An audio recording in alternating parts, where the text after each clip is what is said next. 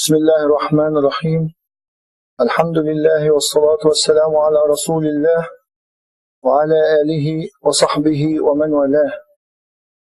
اللهم رب اشرح لي صدري ويسر لي أمري واحلل عقدة من لساني يفقه قولي. إن أريد إلا الإصلاح ما استطعت وما توفيقي إلا بالله. Respected brothers, sisters and dear listeners, we stopped last week when Al-Habib al-Mustafa sallallahu alayhi wa sallam, for the sake of security of his Sahaba and safety of the Sahaba, he advised them to immigrate to Abyssinia, which is known as Ethiopia now. And Rasulullah sallallahu alayhi wa sallam, actually he got a vision that those people going to be secured there, and also there will be a sort of da'wah. Those Sahaba immigrating, they coming to Africa, this will be also a sort of da'wah and propagation to Islam. And Rasulullah told them, إِنَّ بِهَا مَلِكًا لَا يُظْلَمُ عَنْدَهُ أَحَدًا. There is a king there where there is nobody will be oppressed by that king. Al-Mugashi, then the first group was 11 Sahabi and 3 or 4 ladies. Then Rasulullah sallallahu he was reading Surah Al-Najm. وَالنَّجْمِ إِذَا هَوَى مَا ضَلَّ صَاحِبُكُمْ وَمَا غَوَى. By Al-Ka'bah al-Musharrafa. And as we mentioned, the Quran, when you read the Quran, it will touch your heart. So at the end of the ayah there is sajda.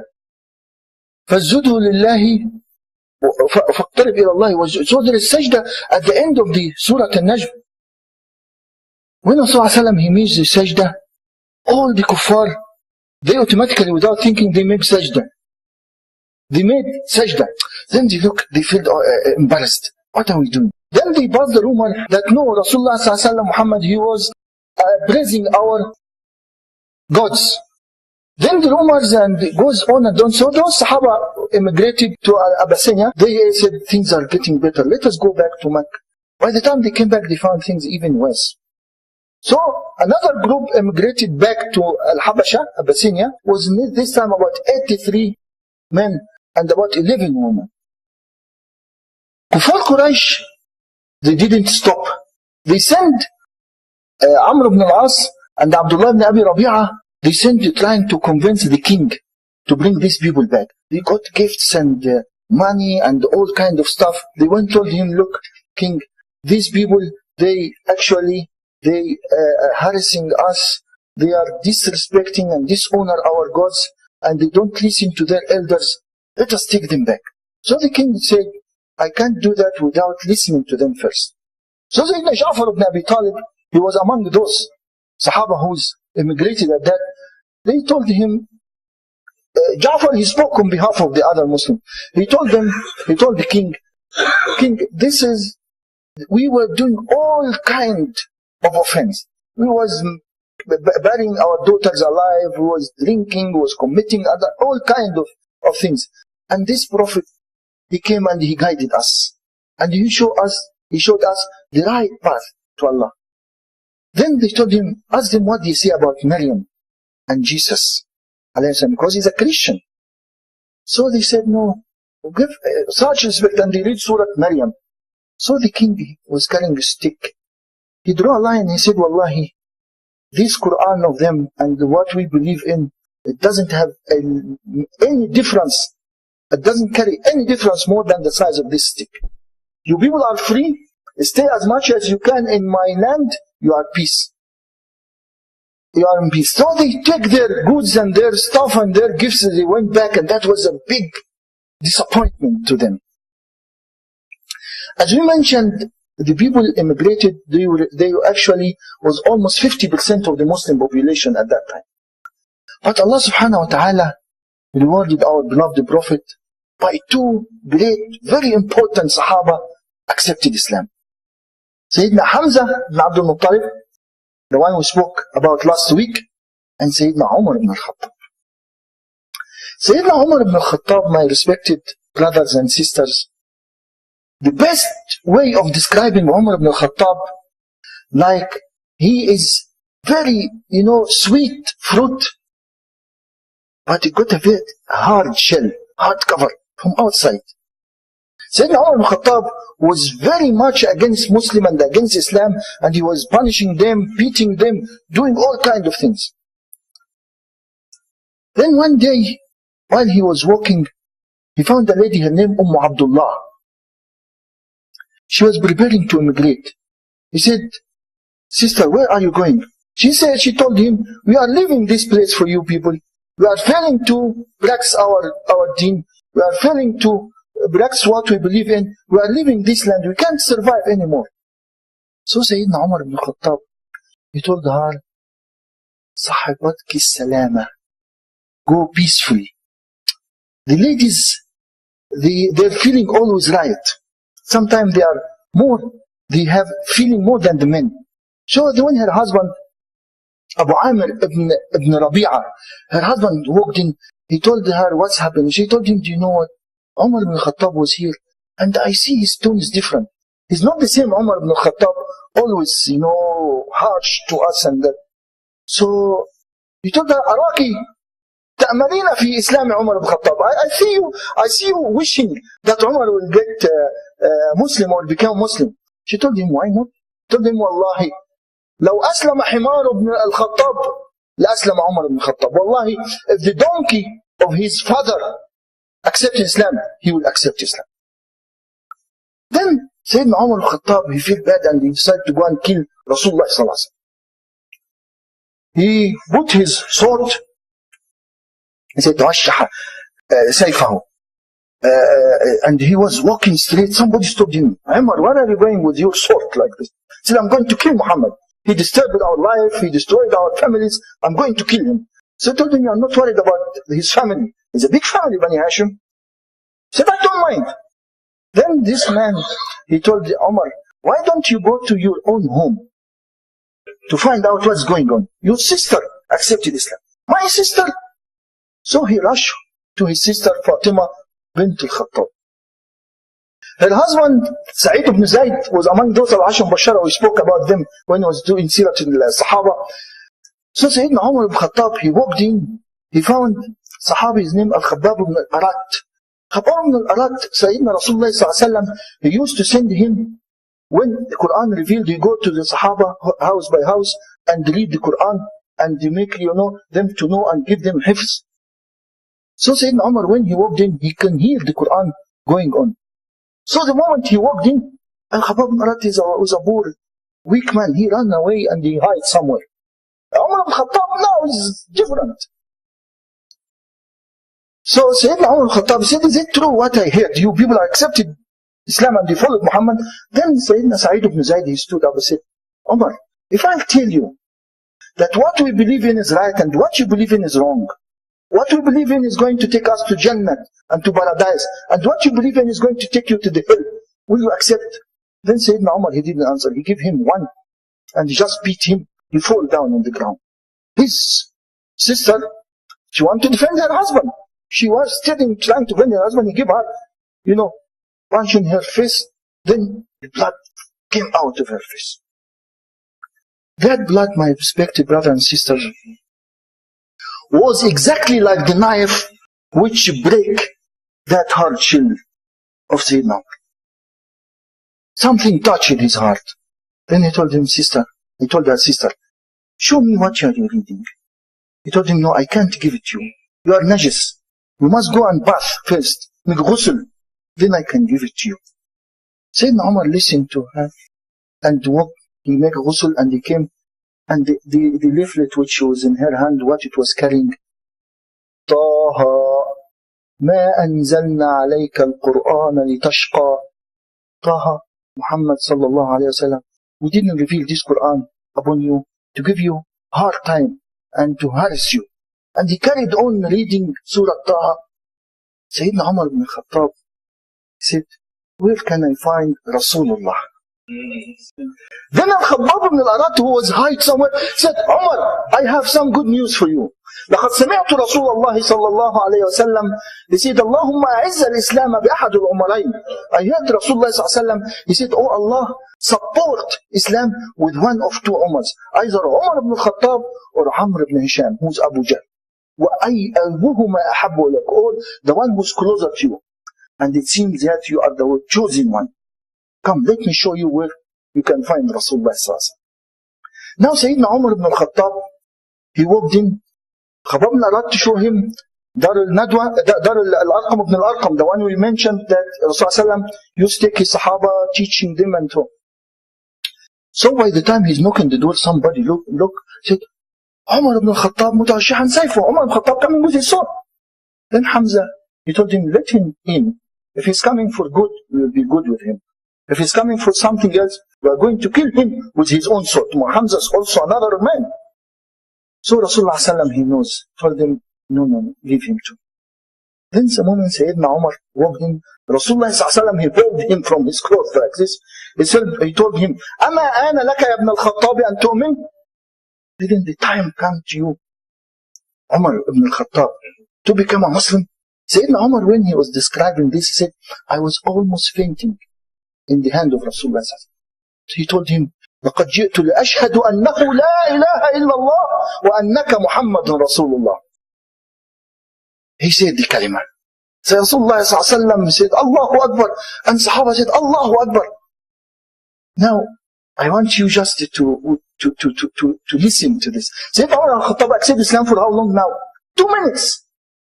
He started thinking, what is the best? How can I elevate this deen of mine? So, first thing he did, he walked out and he said, who's the man who can pass the news fast? There's some people like this, like a news agent. You know, somebody to tell him, I want to tell you something, but keep it between you and me. And the next minute it will be between you and him and the rest of the town. So there was a man, his name Muammar, Jamil ibn Muammar. Jamil ibn Muammar, Sayyidina Umar, he went to him, said, Jamil, I want to tell you something, but between you and me. I became a Muslim. He ran away before Sayyidina Umar ran. Ya ayyuha al-nas, ya ahla Quraysh. Umar, laqad saba ibn al-Khattab. Umar, he left his deen. Sayyidina Umar behind him, beating him with a stick. Said, no, say, Aslama Umar ibn al-Khattab. Say, Umar ibn al-Khattab became a Muslim. The news fly over, he went to Abu Jahl. Abu Jahl is the greatest enemy. He knocked the door. Sayyidina Umar, he knocked on the door. Abu Jahl opened. Then Sayyidina Umar, he said, Abu Jahl, I have some good news. He said, what? You killed Muhammad? He said, no, I became a Muslim. Told him, what a bad news. Go away. And he shut the door. Sayyidina Umar al-Khattab, he never been suffered like the other Sahaba. He was not punished, he was not tortured. So he went to Al-Kaaba and he stood by Al-Kaaba. Told people, I accepted Islam. Whoever want to fight me, come. The people start beating him and he's beating the people. He want to taste what his other Sahaba tasted. Not only that, he went back to Rasulullah and told him, Ya Rasulullah, look, Sayyidina Umar, just in hours, all this happened. Isn't we are on the right path and these people are wrong? Why should we hide? Let us go. So Sayyidina Rasulullah, he agreed. And this was the very first time the Muslim come out in public, openly, performing their salah. They went in 2 groups. One group led by Hamza, and one group led by Umar ibn al-Khattab, radiallahu anhum ajma'in. Kuffar Quraysh, now, they are in trouble. They cannot beat the Sahaba. They are going to be in trouble. They can't touch them. So they started to think on another policy. As we mentioned, they are going sometime on a soft way, sometime hard way. This time, they said, let us go to meet Muhammad sallallahu alayhi wa sallam. They called for a meeting. All the big people, Abu Jahl, Abu Sufyan, Utbah ibn Rabi'ah, and all of them, Walid ibn al-Mughira, and all these big people, rich people. And Rasulullah was wishing that these people might accept Islam. So they said, they thought, remember Utbah ibn Rabi'ah, he went to meet Rasulullah and told him, Muhammad, if you want money, we can give you money. If you want to be our king, we can make you a king. If you want, to be treated, you feel you are not right. So they thought, Sayyidina Rasulullah, he didn't take this offer serious. Let us offer him again the same offer. So they sit talking to Rasulullah sallallahu alaihi wasallam. telling him the same. So Rasulullah said, people, Wallahi, ma li ajli hadha ji'tukum. I didn't come to you for money or to be a king or looking for power. Allah give me more than what you think. I came out of love to you people. You are my people. I can see what you don't see. You are going to a serious trouble and serious problem. So please accept my message. While Rasulullah talking, an old poor man, and he was blind. His name Abdullah ibn Maktoum.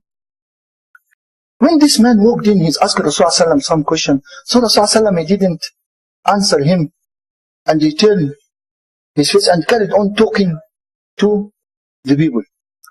Then the Quran revealed, عَبَسَ وَتَوَلَّى أَنْ جَاءَهُ الْأَعْمَى.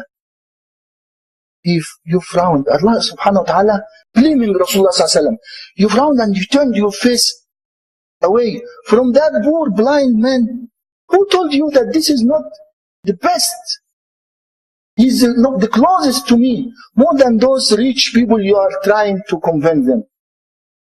Sayyidina Rasulullah sallallahu, he used to meet this Abdullah ibn Maktoum every time he walked in. Rasulullah sallallahu, he stood up and go and shake his hand and said, come, ahlan marhaban biman atabani Allah min ajli.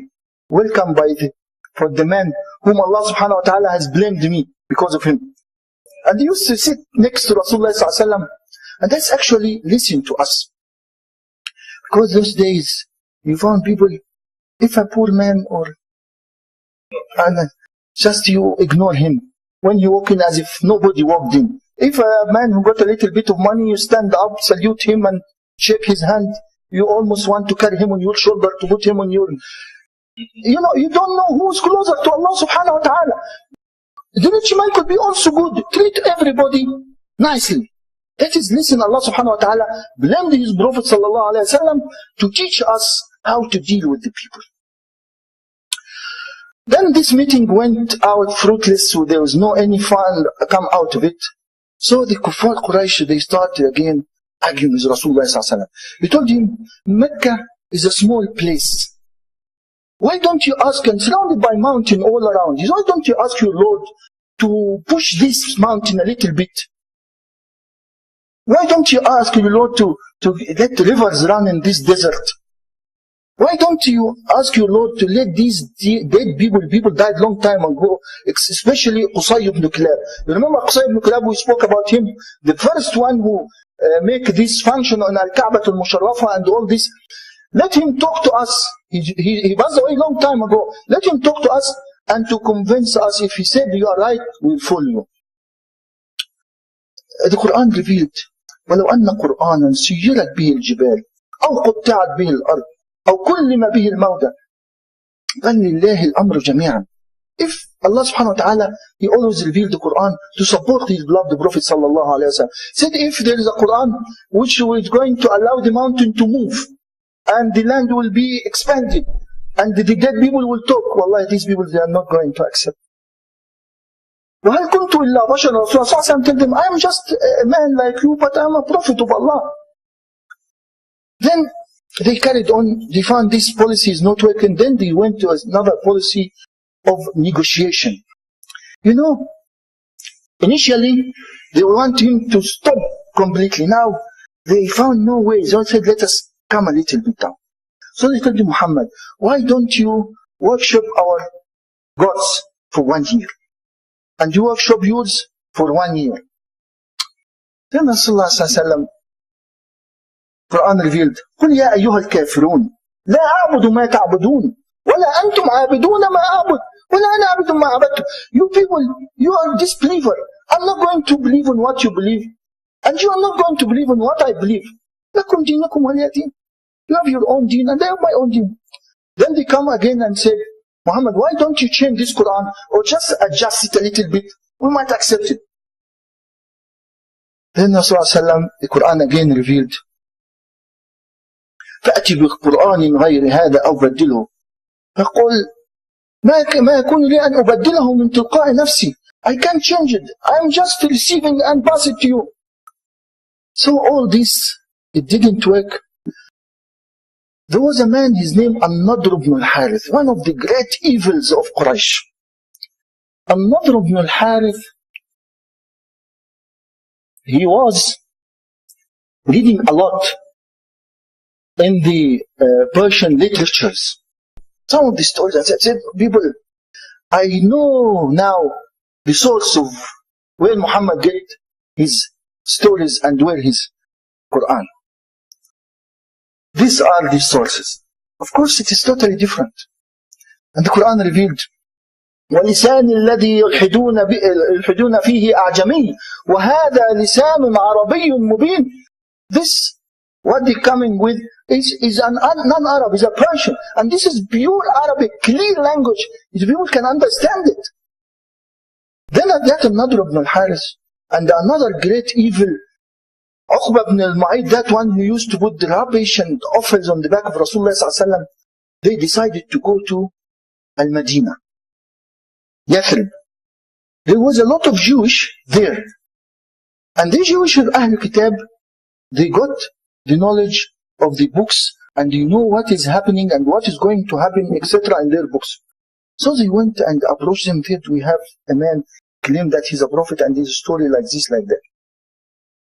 Then this elder of the Jewish, they told him, look, from what you say, this is exactly the criteria of the coming prophet whom we are going to believe in him.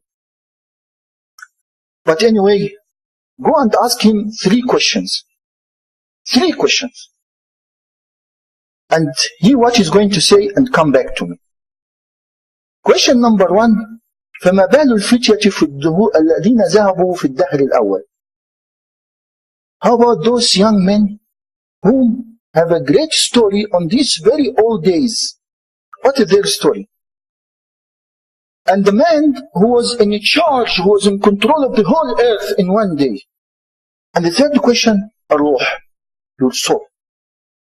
Then they came approach Rasulullah sallallahu alaihi wasallam and they gave him these 3 questions. Al-Habib al-Mustafa sallallahu alaihi wasallam, he told him, I'm going to give you the answer tomorrow. Waiting for Al-Wahy. Tomorrow came no Wahy. 2 days, 3 days, 5 days, 10 days, up to 2 weeks. No Wahy. No revelations. You can imagine the amount of trouble of Rasulullah. A lot of mock, a lot of jokes. Where is your Lord? What's happened? Every day they meet Rasulullah. What's happening? He said tomorrow. And Rasulullah, Allah wants again to teach us through His beloved Prophet. The Quran revealed after 2 weeks and said, وَلَا تَقُولَنَّ لِشَيْءٍ إِنِّي فَاعِلٌ ذَلِكَ غَدًا إِلَّا أَنْ يَشَاءَ اللَّهُ. Don't say I'm going to do this tomorrow without saying Insha'Allah. If Allah's will. But inshallah, the actual inshallah, not like our people these days. If somebody doesn't want to do anything, inshallah, just come tomorrow. Inshallah means that he's not going to give you anything. So inshallah, the actual, the real inshallah, with Allah's will, I'm going to do this. You have faith in Allah. So Surah Al-Kahf have been revealed completely. Actually, Sheikh was talking to me about it tonight. The full story of Ahl al-Kahf, these young men, now fitiyatun amanu bi rabbihim wa zidnahum huda, those people who accepted or believed in Allah and they ran away, he hid in the cave outside, and the full story of Ahl al-Kahf, وَيَقُولُونَ ثَلَاثَةٌ رَابِعُهُمْ كَلْبُهُمْ وَخَمْسَةٌ etc. The ayah complete Surah Al-Kahf. The second question was أَلُونَكَ عَنْ ذِي الْقَرْنَيْنِ. This Dhil Qarnayn, the one, he was almost in charge of the whole earth. And the full story of Dhil Qarnayn. إِنَّا مَكَّنَّا لَهُ فِي الْأَرْضِ. So, Dhil Qarnayn, some people, some historians believe that he was Alexander the Great, but is not very accurate. But anyway, the answer of 1 and 2 came. The third one, Ruh.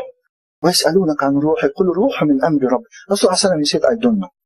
The third one, I don't know anything about it. Allah knows. We went back to the Jewish. He told them, he answered 1 and 2. And the third one, he said, no, he can't. He said, he's a true prophet. He's a real prophet. If he answered 3 of them, if he said, yes, yes, yes, he doesn't know anything. Again, Allah wants to give us a lesson Sometimes people ask you for things which you don't know. You hardly find somebody who say, I don't know. Everyone is a mufti. He can give you fatwa. He can give you he doesn't say, I don't know. Yeah, if you don't know, there's no problem. The ulama, they said, Man qala la a'lam faqad afta. The one who said, I don't know, he give a great fatwa. At least he didn't misguide somebody who doesn't know. There is no harm if he said, I don't know. But our people, everybody said according to what I read, this like this, like this. And without any knowledge, which is very serious. So he said, Arwah, that's all. Amr Rabbi, that is not my business. Subhanallah, Kuffar Quraysh, with all these signs, with all this evidence, they didn't accept the message of Rasulullah. Why do you think they didn't do that? By logic, he is a Rasul, he is a Prophet, and all the signs. They didn't accept it because of hatred and jealous in their heart. I'll give you just a few examples of that. Al-Walid ibn al-Mughira, we mentioned a few weeks ago, when he said, this is what the orphan of Abdul Muttalib came with. That orphan boy, he's the one who claimed a prophet. He tall, nice voice, from a big family. He deserves to be a prophet. That's what he thought. Al-Walid ibn al-Mughira. Uqba ibn Abu Lahab, the son of Abu Lahab, who married to the daughter of Rasulullah, and his wife asked him to divorce his mother. She asked him to divorce. So when he went to divorce the daughter of Rasulullah, Rasulullah was sitting by Al-Kaaba. He insulted Rasulullah badly, and even he spit on his face. Your daughter is divorced, and he walked out. So Rasulullah, he felt bad, and he said, Allahumma sallit alayhi kalban min kilabik. Oh Allah, let one of your dogs to fix him. It was bad, He believed in his heart that he's a real prophet. Once Rasulullah said, one of Allah's dogs is going to fix you, he was scared. He doesn't walk without carrying a big stick in his hand. And he hired two big guards to guard him wherever he goes. Until the day came when he was out in one of his business trips, while he was lying, then Allah sent his dog. What type of dogs do you think Allah subhanahu wa ta'ala is going to send? German Shepherd, Liberman, what type? It was a lion. Allah's dog is a lion. The lion walked in. By the moment the lion walks in, tagged him, he know where is he going to.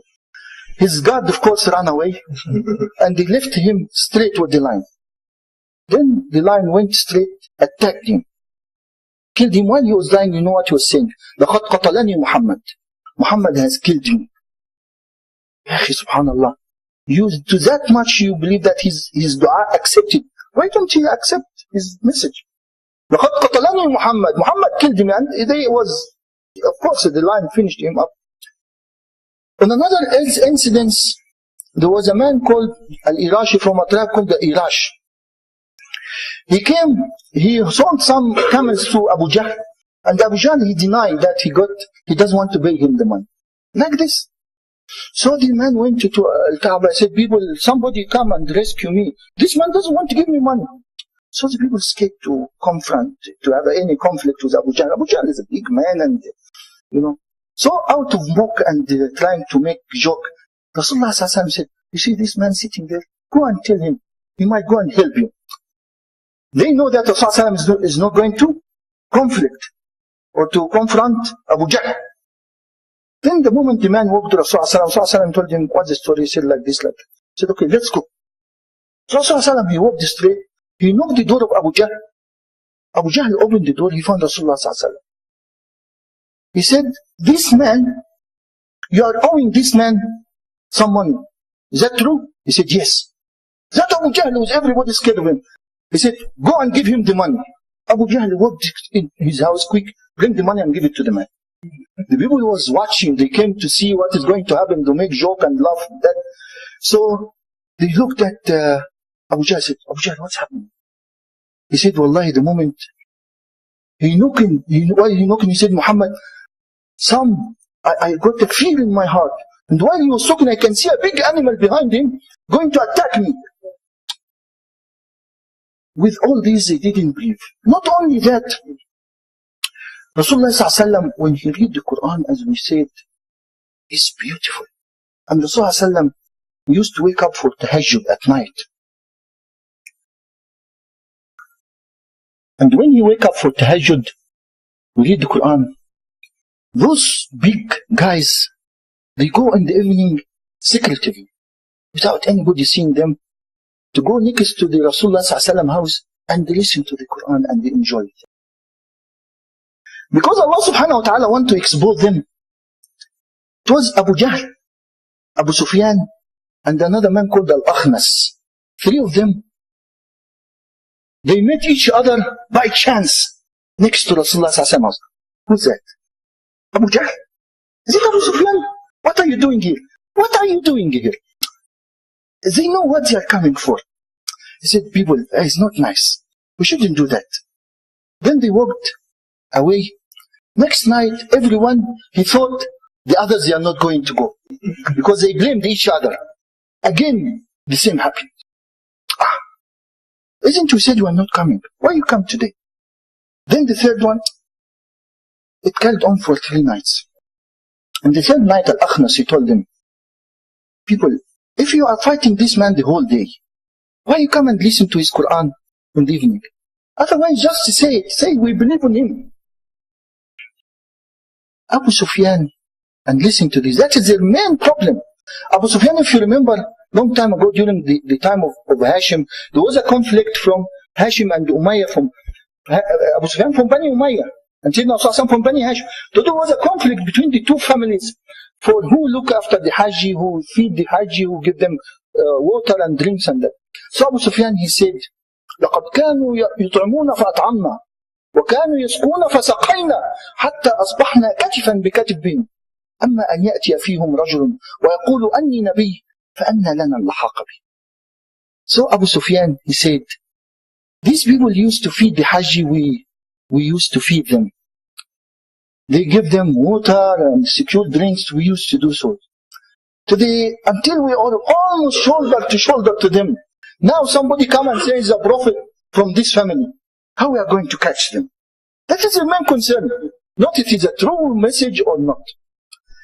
So, respected brothers and sisters, the da'wah carried on. Rasulullah, he didn't mind all this trouble and all these hassles. And da'wah carried on and on. And the Kuffar Quraysh, they found themselves in a big trouble. So they decided to go with totally different plan and total different way of attacking Rasulullah sallallahu alaihi wasallam to stop him from spreading his message, what they are going to do, and how Rasulullah sallallahu alaihi wasallam is going to deal with it. This is what we are going to know next week, inshallah. وأقول قولي هذا وأستغفر الله لي ولكم والسلام عليكم ورحمة الله وبركاته.